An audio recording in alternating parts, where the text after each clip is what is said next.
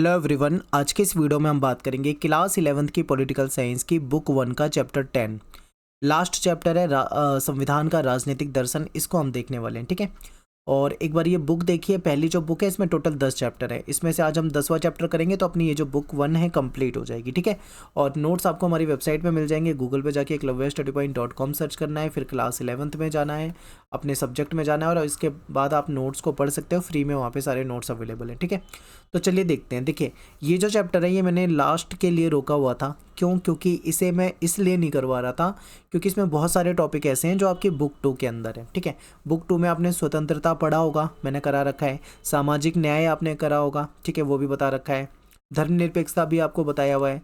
और बुक 1 में संघवाद भी आपको बता रखा है, ठीक है। तो कुछ टॉपिक ऐसे हैं जो हमने कर लिए हैं। अब इसके बाद अब इस चैप्टर को करेंगे तो आसानी से आपको सारी चीज़ें समझ में आ जाएंगी, ठीक है। इसके अलावा कुछ एडिशनल टॉपिक है जो कि हमें यहाँ पे समझने हैं।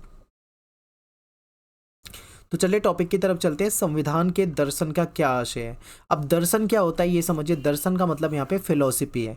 फिलॉसफी मतलब किसी व्यक्ति का किसी चीज़ को देखने का नज़रिया, ठीक है। अब जैसे कि एग्जांपल मैं आपके सामने दूं, गिलास वाला एग्जांपल जो आपको हर कोई देता है, बहुत सिंपल है। मान लीजिए कोई गिलास आपके सामने दिया, उसमें पानी भरा हुआ है, ठीक है। अब दो लोगों से पूछा गया कि भाई ये क्या है, इसमें बताइए इसमें क्या है। तो एक व्यक्ति ऐसा होगा जो कहेगा आधा गिलास भरा हुआ है, ठीक है, कहेगा आधा गिलास भरा हुआ है। तो दूसरा व्यक्ति ऐसा भी होगा जो कहेगा आधा गिलास खाली है। तो यानी गिलास तो सेम है, पानी भी सेम है, लेकिन दोनों अलग अलग नज़रिए से उसको देख रहे हैं, ठीक है। तो ये देखने का नज़रिया होता है। ऐसे ही संविधान में, संविधान का भी एक दर्शन है। संविधान भी विभिन्न मुद्दों को, विभिन्न चीज़ों को, कानूनों को, ठीक है, समाज को, समुदायों को एक नज़रिए से देखता है। उसी को हम संविधान के दर्शन के रूप में समझने वाले हैं, ठीक है। तो इसको देखेंगे आगे। तो सबसे पहले हम क्या करते हैं, एक बेसिक शुरुआत करते हैं जो कि आपके एनसीईआरटी की लैंग्वेज में है। एनसीईआरटी में सेम ऐसा लिखा हुआ है तो आपको अच्छे से समझ में आएगा। फिर मैं आगे आपको डिटेल में ले चलता हूँ। तो देखिए, कुछ लोग ऐसा मानते हैं कि संविधान सिर्फ कानूनों से बनता है, ठीक है। हमने चैप्टर 1 में क्या पढ़ा था, अगर आपने देखा हो कि संविधान क्या है, संविधान कैसे बना, संविधान किसने बनाया, संविधान को बनने में कितना समय लगा, संविधान की विशेषता क्या है, हमें संविधान की आवश्यकता क्यों है, हमने संविधान में कौन सा प्रावधान कहाँ से लिया, ये सब कुछ हम पढ़ चुके हैं। तो आपने मेन चीज़ क्या पढ़ा था कि संविधान के अंदर होता है कानून, यानी संविधान के अंदर क्या मिलेगा, कानून, नियम, कायदे, ठीक है, यही चीज़ें होती है ना। तो कुछ लोग ऐसा मानते हैं कि संविधान में केवल कानून होता है। तो क्या आप भी यही मानते हैं? अगर आप केवल ये मानते हैं कि संविधान में सिर्फ कानून होते हैं तो आप गलत सोचते हैं, ठीक है। संविधान में सिर्फ कानून नहीं होते हैं, बल्कि इसमें कुछ मूल्य, कुछ नैतिकता भी आपको देखने को मिलती है, ठीक है। तो लोगों का अपना अपना अलग अलग नज़रिया है। तो इसी तरीके से हम इस चैप्टर में ना उन नैतिक बातों को और राजनीतिक दर्शन का जो नज़रिया है उसको इस चैप्टर के अंदर समझेंगे। तो आपको लगेगा कि संविधान में केवल कानून नहीं बल्कि उसके अलावा भी बहुत कुछ है, ठीक है। कई सारे अवधारणाएं हैं, राजनीतिक सिद्धांत हैं। जैसे राजनीतिक सिद्धांत में आप क्या पढ़ते हो, आप सामाजिक न्याय पढ़ते हो, आप समानता पढ़ते हो, स्वतंत्रता पढ़ते हो, ठीक है, लोकतंत्र पढ़ते हो, धर्मनिरपेक्षता पढ़ते हो, ये सब हम राजनीतिक सिद्धांत में पढ़ते हैं। तो वो सारी चीज़ें आपको हमारे संविधान में मिलती है। यानी कि हमारे संविधान में एक तरफ कानून है तो दूसरी तरफ उसमें उसका एक राजनीतिक नज़रिया भी है, एक राजनीतिक दर्शन भी है, उसमें विभिन्न अवधारणा भी हैं, ठीक है, जो कि हमें पूरा देखने को मिलेगा आगे चैप्टर में। तो इसी को हम समझेंगे डिटेल में। तो देखिए, ये सच है कि कानून में नैतिक तत्व नहीं होता, यानी कि ये बात बिल्कुल सच है कि हर एक कानून में नैतिक तत्व नहीं मिलेगा। कुछ कानून ऐसे हैं जिसमें आपको नैतिक तत्व मिलेंगे, तो कुछ कानून ऐसे हैं जिसमें आपको नैतिक तत्व नहीं मिलेंगे। यानी सभी कानूनों में नैतिक तत्व नहीं होता है, लेकिन बहुत सारे कानून ऐसे हैं जिनका हमारे मूल्यों और आदर्शों से गहरा संबंध होता है। अब कैसे समझ में आएगा, इसका एक एग्जाम्पल है। एग्जाम्पल से आप अच्छे से समझ पाओगे। एग्जाम्पल आपके एनसीईआरटी से लिया है। एग्जाम्पल क्या बताता है आपको कि भारत का जो संविधान है वो धर्म के आधार पर व्यक्तियों के बीच में भेदभाव की मनाही करता है। यानी कि हमारे संविधान के अकॉर्डिंग विभिन्न व्यक्तियों के बीच में धर्म के आधार पे कोई भेदभाव नहीं होगा। मान लीजिए आप किसी धर्म से हैं, कोई दूसरा व्यक्ति किसी दूसरे धर्म से है, ठीक है। तो अलग अलग धर्मों के हैं लेकिन उनके बीच में संविधान हमारा भेदभाव नहीं करता है। सबको अपना तरीके से रह सकते हैं, पूजा पाठ जो उनकी पद्धति है उससे अपने ईश्वर की उपासना कर सकते हैं, ठीक है। यानी कि सभी को समान माना गया है। तो इसमें कहीं ना कहीं समानता की बात आ रही है ना। तो अब देखो, ये कानून जो है, इस कानून में एक राजनीतिक दर्शन जुड़ गया जिसको हम कहते हैं समानता, या आप इसको समानता को एक राजनीतिक सिद्धांत यानी पॉलिटिकल थ्योरी के रूप में भी देख सकते हैं, ठीक है। तो ये कानून के अंतर यानी कि ये जो समानता का कानून है, सभी को अपने धर्म को अपने तरीके से मानने का जो अधिकार हमारा संविधान देता है, उसमें कहीं ना कहीं समानता जुड़ गई है। ठीक है, तो इस तरीके से क्या होता है कि हमारे संविधान में कुछ कानून ऐसे होते हैं जिसमें आपका कुछ राजनीतिक दर्शन भी होता है, कुछ राजनीतिक सिद्धांत भी होते हैं। ठीक है, तो यही आपको इस चैप्टर के अंतर्गत पढ़ना है। तो ये कानून जो है ये इसलिए बना क्योंकि हम लोग समानता को मूल्यवान मानते हैं। बिल्कुल सभी लोग समानता को इंपॉर्टेंट मानते हैं। समानता पे पूरा चैप्टर हमने पढ़ा हुआ है। आपने देखा था ना, बिना समानता के हम समाज में विकास नहीं कर सकते हैं। ठीक है, समाज में अगर हमें अपना विकास करना है तो समानता अपने को चाहिए होगी, और हमारा संविधान हमको समानता देता है क्योंकि इसकी हमें ज़रूरत है, इसीलिए तो हमको ये संविधान अधिकार दे रहा है ना। तो यही आपको बताना है कि इसमें कानून और नैतिक मूल्य दोनों चीज़ें हैं। तो यहाँ पे हमको ये भी पता लगता है कि कानून और नैतिक मूल्य के बीच में कहीं ना कहीं गहरा संबंध तो होता ही है। तो आप ये मत सोचना कि संविधान में केवल कानून होते हैं। कानून तो होते ही हैं, प्लस उसमें नैतिक मूल्य भी होते हैं। ठीक है, जो नैतिक मूल्य हमें इस चैप्टर में समझने हैं। इसी कारण संविधान को एक ऐसे दस्तावेज के रूप में देखना जरूरी है जिसके पीछे एक नैतिक दृष्टि काम कर रही हो, यानी कि संविधान के प्रति राजनीतिक दर्शन का नजरिया भी अपनाने की जरूरत है।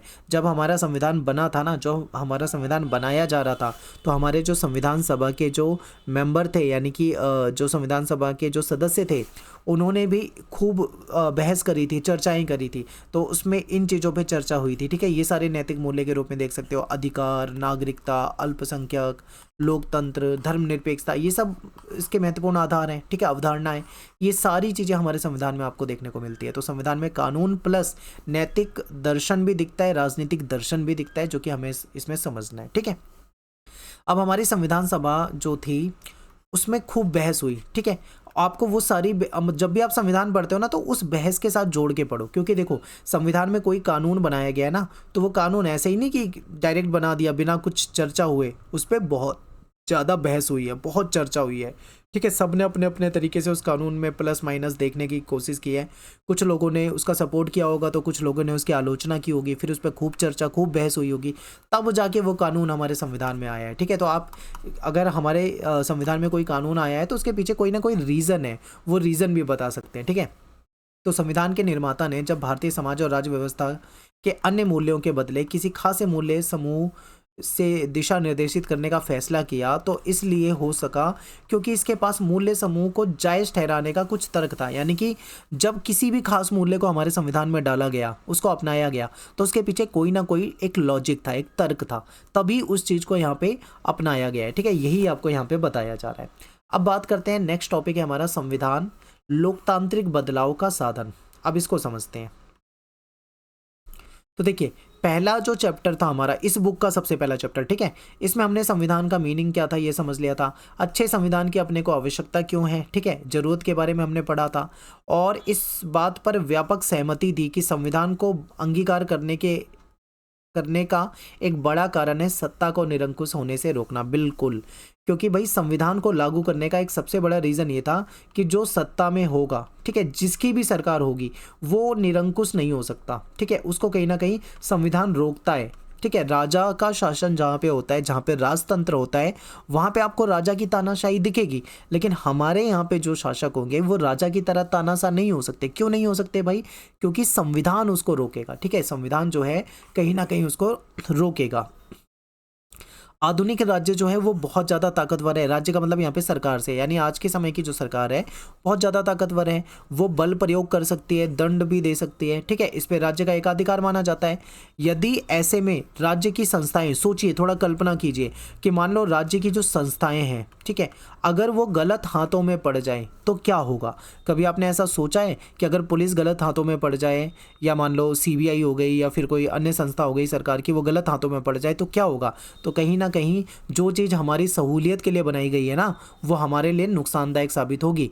भले ही इन संस्थाओं का निर्माण हमारी सुरक्षा और हमारी भलाई के लिए किया गया है, लेकिन फिर भी बड़ी आसानी से ये हमारे खिलाफ काम कर सकती है अगर ये गलत हाथों में पड़ जाए तो। और हमारा संविधान यही तो करता है कि सरकार को गलत होने से पहले रोकता है, यानी कोई भी सरकार अपने संवैधानिक अधिकारों का गलत इस्तेमाल नहीं कर सकती है। ठीक है, तो हमारा संविधान कहीं ना कहीं उसको रोकता है। और अधिकांश आपने देखा होगा दुनिया भर के बहुत सारे देश में बहुत सारे सरकारें ऐसी हैं जो किसी खास समूह को नुकसान पहुंचाने की कोशिश करती है। बहुत सारे देशों में ऐसा एग्जाम्पल है। लेकिन हमारा जो संविधान है ना, ये क्या है, हमारा जो संविधान है, आप ये समझिए, लास्ट वाली लाइन देखिए, हमारा संविधान जो है वो बुनियादी नियम प्रदान करता है, यानी कि बेसिक रूल बताता है, और राज्य को यानी सरकार को निरंकुश बनने से रोकता है। हमारी सरकार कभी भी तानाशाह नहीं बन सकती है, उसको रोकता है। तो यही हमारे संविधान की खूबसूरती है। अब नेहरू जी की बात करें तो नेहरू जी ने भी यही दलील दी थी संविधान सभा में। उन्होंने कहा था कि संविधान सभा सिर्फ जनप्रतिनिधि यानी जो नेता हैं या जो वकील हैं, इनका जमावड़ा भर नहीं है, बल्कि इन लोगों को चुनकर किसने भेजा है, हमारे ही लोगों ने भेजा है। ठीक है, यानी कि हम काम किसके लिए करेंगे, अपने ही लोगों के लिए काम करेंगे। ठीक है, अपनी ही देश की जनता के लिए काम करेंगे। तो इसीलिए नेहरू कहते हैं कि ये स्वयं में राह पर चल पड़ा एक राष्ट्र है, जो अपने अतीत, अपनी राजनीतिक सामाजिक ढांचे की खोल से निकलकर अपने बनाए गए आवरण को पहनने की तैयारी कर रहा है। ठीक है, यानी एक नया देश, एक नए संविधान की रचना की ओर इशारा किया जा रहा है। और ये संविधान ऐसा होगा जहाँ पे ना ऊंच नीच होगी। ठीक है, ऊंच नीच का कोई बंधन नहीं होगा, बंधन हुआ तो उसको तोड़ा जाएगा, स्वतंत्रता लाई जाएगी, समानता लोगों को प्रोवाइड कराई जाएगी, न्याय, ठीक है, लोगों को न्याय मिलेगा।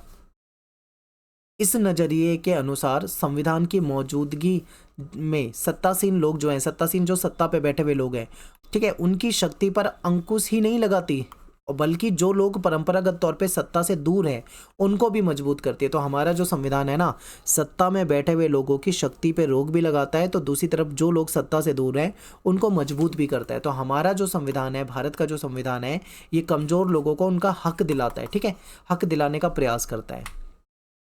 अगला टॉपिक है संविधान सभा की ओर मुड़कर क्यों देखें, यानी हमें थोड़ा सा संविधान सभा को भी समझना है। तो देखिए, अब वैसे एनसीईआरटी में बहुत बड़ा दे रखा है, इतना ज़्यादा बड़ा पढ़ने की जरूरत नहीं है, शॉर्ट में आपको समझा रहा हूँ। तो इसमें एक एग्जाम्पल दे रखा है अमेरिका का, आप एनसीईआरटी में देखोगे अमेरिका का एग्जाम्पल मिलेगा। बताया गया है कि देखो, अमेरिका जो है ना, इसमें 18वीं सदी में संविधान बनाया गया था, लिखा गया था, और उस युग के जो मूल्य थे आज के समय में देखें 21वीं सदी में तो वो बेतुका लगेगा, क्योंकि भाई इतने समय में कितना ज़्यादा बदलाव समाज में आया है। तो उस समय के जो मूल्य रहे होंगे, रीति रिवाज रहे होंगे, लोगों का सोचने का तरीका रहा होगा, मॉडर्न ज़माने में थोड़ी वैसा है। मॉडर्न ज़माने में तो सब कुछ अलग है, तो बेतुका लगता है। लेकिन ये तो अमेरिका का एग्जाम्पल है। लेकिन अगर हम भारत के नज़रिए से देखें तो भारत का संविधान तो भाई 1950 में बनकर लागू हो गया था, यानी 1947 के बाद लिखा गया है। तो अपना संविधान को बने हुए ज़्यादा साल भी नहीं हुए। ठीक है, तो हिंदुस्तान की स्थिति जो है वो बिल्कुल अलग है। यहाँ पे जो संविधान निर्माता थे उनके समय में जो स्थिति थी, हम लोग आज जिन स्थितियों में रहते हैं उसमें कोई खास बदलाव नहीं आया है, थोड़ा बहुत बदलाव हुआ है। देखो, अब अगर आप देखो 1947 से लेके आज 2024 तक, तो बदलाव तो बहुत ज़्यादा आया है, लेकिन इतना ज़्यादा नहीं आया जितना अमेरिका की 18वीं सदी से 21वीं सदी में बदलाव आया हो। ठीक है, तो कहीं ना कहीं हमारी स्थिति अमेरिका जैसी नहीं है। तो कहीं ना कहीं फिर भी हमको अपने संविधान सभा की ओर मुड़कर देखना जरूरी है, ताकि हम ये देखें कि हमारे संविधान में कोई कानून आया है तो वो क्यों आया है, कैसे आया है, कहाँ से आया है, उस पर क्या चर्चा हुई है, सारी चीज़ें आपको मिल जाती हैं। तो इसी में बात करते हैं मूल्यों, आदर्शों, अवधारणाओं के लिहाज से हम लोग संविधान सभा की सोच और समय से अलग नहीं हो पाए हैं। जैसा उस समय सोचा जाता था, आज भी कहीं ना कहीं कुछ ना कुछ वैसा ही है। हमारे संविधान का इतिहास जो है वो हमारे वर्तमान का इतिहास है, आज के समय भी ऐसा ही देखने को मिलता है। ठीक है, तो यही चीज़ें आपको यहाँ पे बताई जा रही है कि भारत और अमेरिका के संविधान में कितना ज़्यादा डिफरेंस है। फिर है कि हमारे संविधान का राजनीतिक दर्शन क्या है, हमारा जो संविधान है उसका राजनीतिक दर्शन क्या है।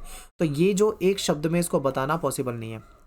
हमारा संविधान किसी एक शीर्षक में अटने वाला नहीं है, क्योंकि ये हमारे संविधान में आपको उदारवादी, लोकतंत्र, धर्मनिरपेक्ष, संघवादी यानी संघवाद, सामुदायिक जीवन के मूल्य, धार्मिक और भाषाई अल्पसंख्यकों के साथ ऐतिहासिक रूप से उनके अधिकार, वंचित वर्गों की जरूरत के प्रति संवेदनात्मक तथा एक सर्वसामान्य राष्ट्रीय पहचान बनाने के प्रति प्रतिबद्ध हमारा संविधान है। ठीक है, तो हमारा संविधान जो है ना, आप उसको बहुत डिटेल में समझ सकते हैं, क्योंकि दुनिया का सबसे बड़ा संविधान है।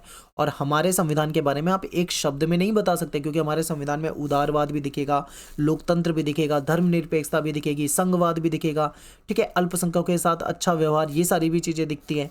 तो इस तरीके से हमारे संविधान को अगर समझना है, उसके राजनीतिक दर्शन को समझना है, तो वो बहुत डिटेल में आपको जाना पड़ेगा। ठीक है, अगर हम इसको शॉर्ट में समझने की कोशिश करते हैं तो संक्षेप में ये संविधान जो है ये स्वतंत्रता, समानता, लोकतंत्र, सामाजिक न्याय और राष्ट्रीय एकता के लिए प्रतिबद्ध है। क्योंकि हमारा संविधान हमको स्वतंत्रता का अधिकार देता है, समानता का अधिकार देता है, हमारे यहाँ पे लोकतांत्रिक शासन है, हमें सामाजिक न्याय प्रोवाइड करता है, यहाँ तक कि लोगों को राष्ट्रीय एकता के लिए प्रतिबद्ध करता है।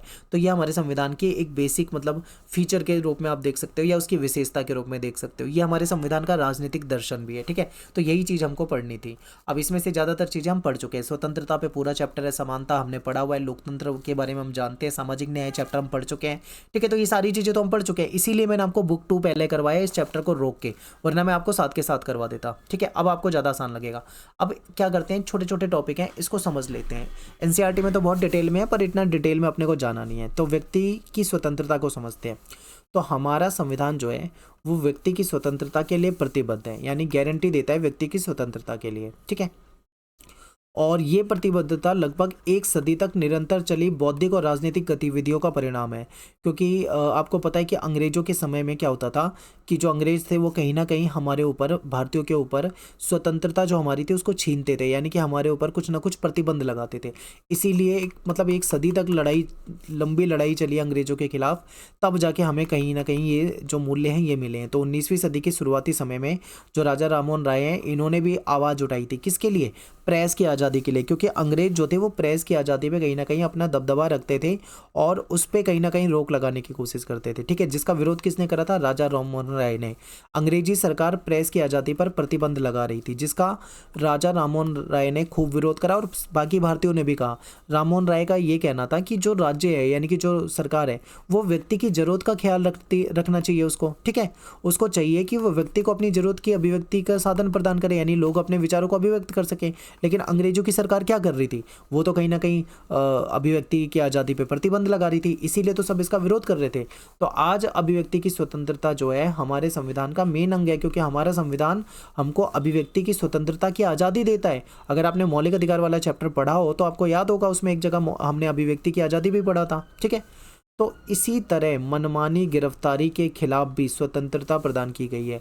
अगर कोई किसी को मनमानी रूप से गिरफ्तार करता है तो उसको बताना होगा भाई क्या कारण है, क्यों गिरफ्तार किया जा रहा है। उसे वकील करने का, कोर्ट में जाने का पूरा अधिकार होता है, ठीक है। अब बात करते हैं, एक एग्जाम्पल दे रखा है रोल एक्ट का। आप जानते हैं ये एक तरह से काले कानून माने जाते थे अंग्रेजों के समय में। रोल एक्ट जब लाया गया था, इसने भी कहीं ना कहीं स्वतंत्रता को छीनने का प्रयास किया था, ठीक है। इसका विरोध बहुत ज़्यादा हुआ था। तो हमारा जो स्वतंत्रता संग्राम हुआ था उसके विरुद्ध लोगों ने जमकर लोहा लिया। लोहा लेने का मतलब है कि जमकर मतलब लड़े लोग इसके लिए, ठीक है, अपने अधिकारों के लिए।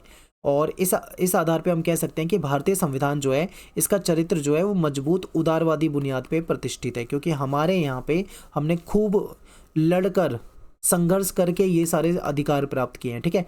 मौलिक अधिकारों से रिलेटेड जो चैप्टर था उसमें भी हम देख चुके हैं, उसमें भी हमने भारतीय संविधान में व्यक्ति की स्वतंत्रता और उसके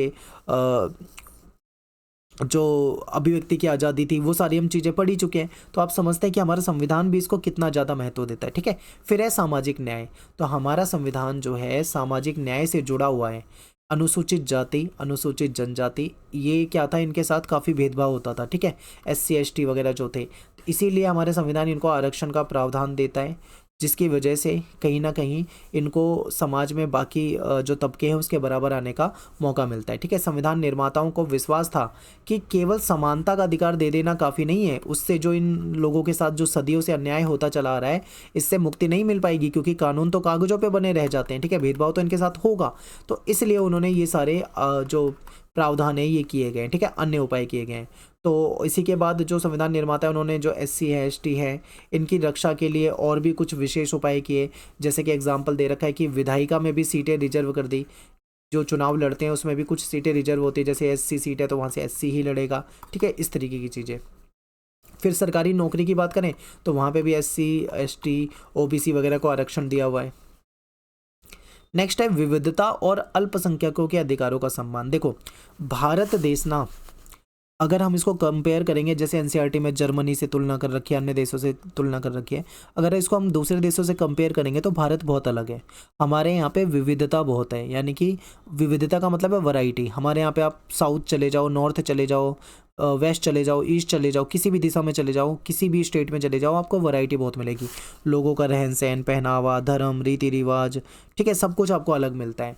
तो हमारे संविधान में इस चीज़ का ध्यान दिया गया है। तो संविधान निर्माताओं के सामने इस बात की कठी चुनौती थी कि ऊंच नीच और जो गहरी प्रतिद्वंद्विता है इसकी जो स्थिति है इसके बीच में समुदाय जो है उसमें बराबरी का रिश्ता कैसे करें, क्योंकि विविधता बहुत थी, ऊंच नीच समाज में बहुत थी। अब सबको बराबर कैसे किया जाए, समुदायों को उदार कैसे बनाया जाए, लिबरल कैसे बनाया जाए, ये बहुत बड़ी समस्या थी। तो समुदायों को मान्यता ना देकर इस समस्या का समाधान आसानी से किया जा सकता था। ठीक है, अगर मान्यता ही ना दें, लेकिन ये क्या है, ये ज़्यादातर जो पश्चिमी देश है ना, यूरोप के देश हैं, यहाँ पे तो ये करा भी गया है और ऐसा पॉसिबल हो भी पाया है। लेकिन भारत के नज़रिए से देखें तो भारत में ये पॉसिबल नहीं था, क्योंकि भाई भारत की जनसंख्या जो है, ना जाने कितने यूरोप के देश बन जाएंगे उसमें, समझ रहे हो। यूरोप के बहुत सारे देश हैं जिसकी जनसंख्या तो से ज़्यादा तो अपनी दिल्ली की जनसंख्या है, तो भारत की जनसंख्या बहुत अलग थी। भारत में वो चीज़ें लागू नहीं हो सकती जो कि यूरोप में लागू हो गई थी। ठीक है, तो इसका कारण ये नहीं है कि भारतीय अन्य लोगों की तुलना में समुदायों से कहीं ज़्यादा जुड़े हैं या फिर हर जगह सांस्कृतिक समुदाय से जुड़े होते थे।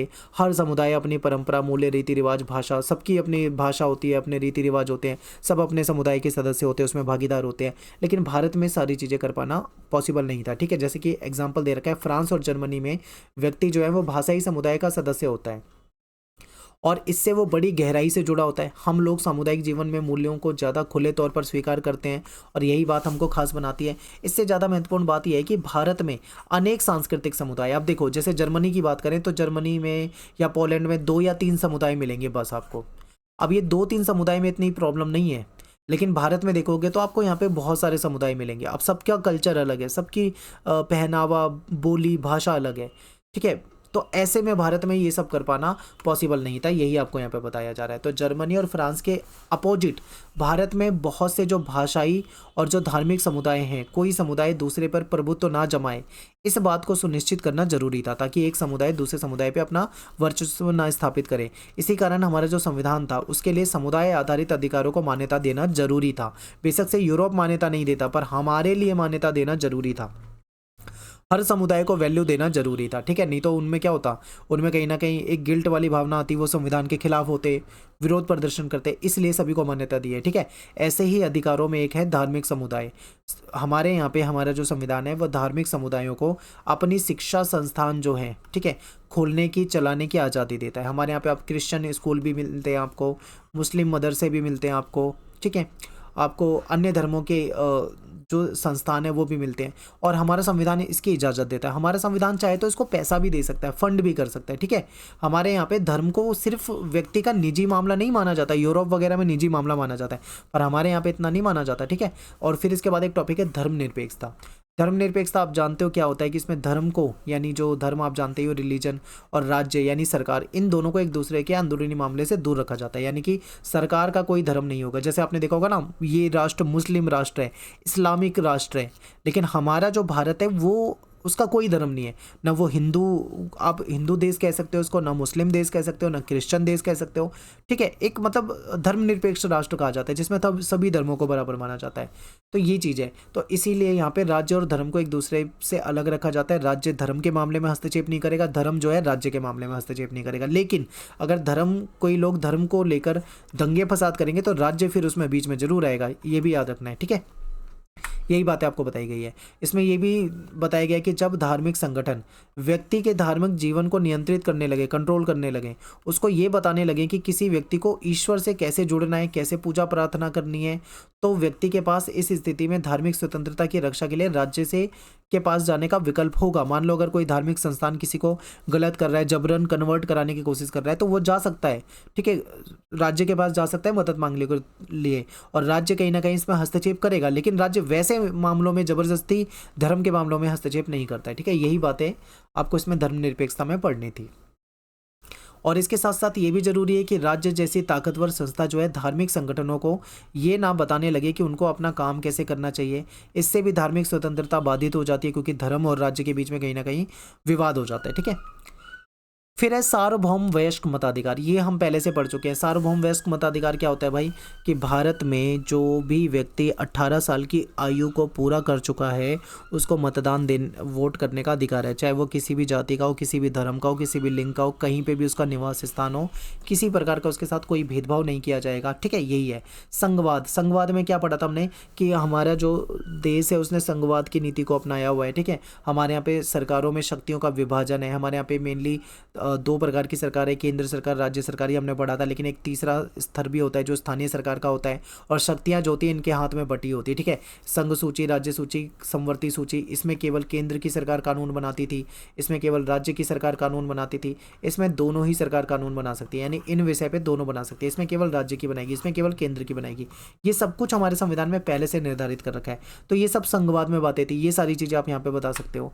फिर है नेक्स्ट टॉपिक, राष्ट्रीय पहचान। अब देखो, संविधान जो है वो सभी भारतीय जनता को एक राष्ट्रीय पहचान, ठीक, पर निरंतर जोर दिया गया है, ठीक है। यानी कि हर इंसान की, जो भारत का नागरिक है, सिटीजन ऑफ इंडिया है, उसको एक राष्ट्रीय पहचान उसको मिलती है। हमारी एक राष्ट्रीय पहचान का भाषा या धर्म के आधार पर, ठीक है, भाषा या धर्म के आधार पर अलग अलग पहचानों से कोई विरोध नहीं है। यानी कि देखो, अब यहाँ पे क्या होता है, लोगों की भाषा अलग है, लोगों का धर्म अलग हो सकता है, ठीक है, लेकिन फिर भी उनकी अलग अलग पहचान से कोई दिक्कत नहीं है। लोग अपने आप को, जैसे मान लो पंजाब का रहने वाला पंजाबी बोल सकता है कि वो पंजाबी है, उसकी भाषा भी पंजाबी है, वो कहेगा मेरा धर्म सिख है। गुजरात का रहने वाला अपने आप को गुजराती बोलेगा, उसकी लैंग्वेज गुजराती होगी, वो कहेगा मेरा धर्म जो है हिंदू है। किसी और स्टेट का कोई व्यक्ति अपने आप को मुस्लिम बता सकता है, ठीक है। यानी हमारे यहाँ पे अलग अलग स्टेट में अलग अलग तरह के धर्म के लोग रहते हैं। उनकी अपनी एक स्टेट की पहचान तो होती है, लेकिन उनकी एक राष्ट्रीय पहचान भी होती है। यानी वो पंजाबी, गुजराती, बिहारी कुछ भी हो सकते हैं, लेकिन जब बात आती है नेशनलिटी की तो वो अपने आप को इंडियन कहलाएंगे, ठीक है, यानी कि भारतीय कहलाएंगे। यही चीज़ें आपको यहाँ पे बताना था। फिर एक है प्रक्रियागत उपलब्धि, संविधान में सभी को शामिल करने की सोच। इसमें 3-4 बातें हैं। हमारे संविधान की उपलब्धि क्या है कि संविधान में सभी को शामिल करने की सोच है, यानी सभी को शामिल किया गया है। असहमति को स्वीकार करने की क्षमता है। मान लो अगर कोई संविधान में क्या है कि मान लो कुछ लोग अगर किसी चीज़ को लेकर असहमति करते हैं तो हमारा संविधान उसको स्वीकार भी करता है, उस पर बातचीत करके उसको सुलझाने की कोशिश भी करता है, ठीक है। तो इस पर भी सहमति है। फिर समझौते को सही तरीके से अपनाने की जरूरत पे भी ध्यान देता है कि कोई समझौता होता है तो उसको सही तरीके से अपनाया जाए। और सर्वसम्मति से निर्णय लेना संविधान निर्माताओं की सबसे बेहतरीन नीति है कि जो भी निर्णय लेते थे, हालांकि बहुत बहस होती थी किसी मुद्दे पे, बहुत चर्चा होती थी, लेकिन जब फैसला होता था तो सर्वसम्मति से होता था, ठीक है। तो ये हमारे संविधान की उपलब्धियां हैं। अब हमारे संविधान की भाई आलोचना भी होती है, खासकर 3 पॉइंट है जिस पर आलोचना होती है। कुछ लोग कहते हैं कि भाई भारत का संविधान जो है अस्त व्यस्त और विस्तृत, बहुत बड़ा संविधान है, ये इसका नेगेटिव पॉइंट है। फिर संविधान सबकी नुमाइंदगी नहीं करता, कुछ लोग इसको नेगेटिव मानते हैं, आलोचना करते हैं। फिर संविधान भारतीय परिस्थितियों के अनुकूल नहीं है, कुछ लोग ये भी कहते हैं भाई। तो अब क्या है, इसको समझते हैं। तो देखिए, संविधान जो है भारत का वो बहुत अस्त व्यस्त और बहुत ही बड़ा है, ठीक है। कुछ लोगों का मानना है कि संविधान एक सुसंगठित दस्तावेज होना चाहिए, एक कसा हुआ दस्तावेज होना चाहिए। भारत का संविधान इस तरीके का नहीं है, कुछ लोग ऐसा कहते हैं, ठीक है। कहते हैं कि भाई हमारा जो संवैधानिक दस्तावेज है उसमें चुनाव आयोग, लोक सेवा आयोग, इनको शामिल किया गया है। बहुत सारी चीज़ें ऐसी हैं जिसको अलग से रखा जा सकता था, लेकिन फिर भी इसमें शामिल कर लिया गया है, ठीक है। अमेरिका जैसे देशों के संविधान से तुलना कर देते हैं, कहते हैं यार अमेरिका का संविधान तो संक्षिप्त है, वहाँ पे तो बहुत छोटे संविधान में ही सारी चीज़ें चल जाती है, लेकिन भारत का संविधान इतना बड़ा है, इसमें इतना ज़्यादा प्रावधान है, और ये एक मतलब पढ़े लिखे व्यक्ति के समझ में ही आएगा। फिर ये वकीलों का प्रिय है क्योंकि वकील ही इसको समझ सकते हैं, ऐसा ऐसा कहा जाता है। तो ये संविधान की आलोचना है।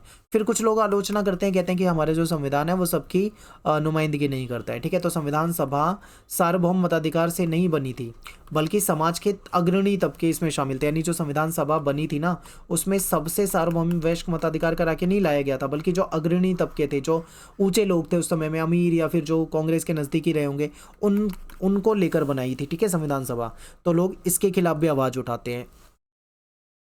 अब इसमें 2 पॉइंट है, एक आवाज़ एक राय। संविधान सभा में हर तबके की आवाज़ पूरी तरह नहीं आई, यानी सभी समुदाय की आवाज़ वहाँ पे नहीं पहुँची है, इसका विरोध करते हैं। राय, विभिन्न मुद्दों पर व्यापक विचार विमर्श तो हुआ, लेकिन कई वर्गों को उसमें शामिल ही नहीं किया गया। तो ये भी मतलब इसका एक नेगेटिव पॉइंट बताया जाता है, ठीक है। कहते हैं कि संविधान में दलित और अन्य वर्गों की आकांक्षाओं को भी उतना स्थान नहीं दिया गया था, ठीक है, जितना उनको चाहिए था। तीसरा पॉइंट है कि संविधान भारतीय परिस्थितियों के अनुकूल नहीं है, यानी कुछ लोग कहते हैं कि भारत की जो सिचुएशन है उसके अकॉर्डिंग संविधान है ही नहीं।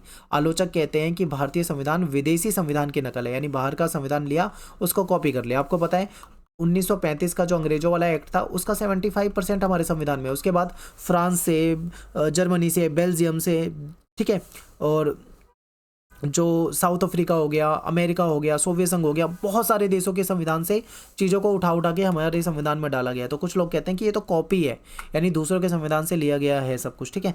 तो ये इसकी आलोचना है। अब इसकी कुछ सीमाएं देखो। अब हमारा संविधान जो है 73 ईयर से सही चल रहा है, उसमें कई बार संशोधन भी करने की जरूरत पड़ी है, लेकिन आप ये नहीं कह सकते कि हमारा संविधान 100% ठीक है। कुछ ना कुछ त्रुटिहीन, कुछ ना कुछ गलतियां तो कमी तो होंगी उसमें, ठीक है। तो इसका पुनरावलोकन करने की जरूरत है, उसको समझने की जरूरत है। कोई कमी महसूस होती है तो उसको ठीक करने की जरूरत है। उसमें सीमाएं हैं, कमियां हैं, ऐसा नहीं कह सकता कि हमारा संविधान परफेक्ट है।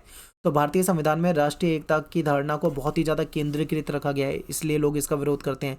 कुछ लोग कहते हैं कि लिंगगत न्याय के कुछ महत्वपूर्ण जो मसले हैं, खासकर जैसे परिवार से या परिवार नियोजन से रिलेटेड जो मुद्दे हैं, उस पर ठीक से ध्यान नहीं दिया जाता है हमारे संविधान के अकॉर्डिंग, कुछ लोग ये कहते हैं, ठीक है। कुछ लोग कहते हैं कि गरीब और विकासशील देशों में जो कुछ बुनियादी सामाजिक आर्थिक अधिकार हैं, उसको मौलिक अधिकारों का हिस्सा बनाने के बजाय उसको नीति निर्देशक तत्व में डालना चाहिए था, ठीक है। उसमें क्यों नहीं डाला भाई? ये कहा जाता है कि सारी चीज़ों को मौलिक अधिकारों में डाला हुआ है, नीति निर्देशक तत्व कमजोर है, ऐसा कुछ कहते हैं। तो ये मतलब उसकी आलोचना है। तो आई होप आपको समझ में आया होगा, यही चैप्टर था। और अगर आपको अभी भी डाउट लगता है ना, तो आप एक बार और ध्यान से देखो वीडियो को, एनसीईआरटी को पढ़ो, आपको समझ में आ जाएगा। ज़्यादा डीप इसमें घुसने की जरूरत नहीं है, मोटा मोटा आपको जो समझाए यही आपको समझना है। टेलीग्राम ग्रुप ज्वाइन कर लेना, class 11 ESP new group Telegram पे जाके। मेरा नाम सत्येंद्र प्रताप है, आप मुझे इंस्टा पे फॉलो कर सकते हो, एकलव्य स्टडी पॉइंट ये मेरा यूज़र नेम है, ठीक है। तो वीडियो को लाइक करते हैं, कमेंट करते हैं। मिलते हैं आपसे नेक्स्ट वीडियो में। Thanks for watching. जय हिंद, जय भारत।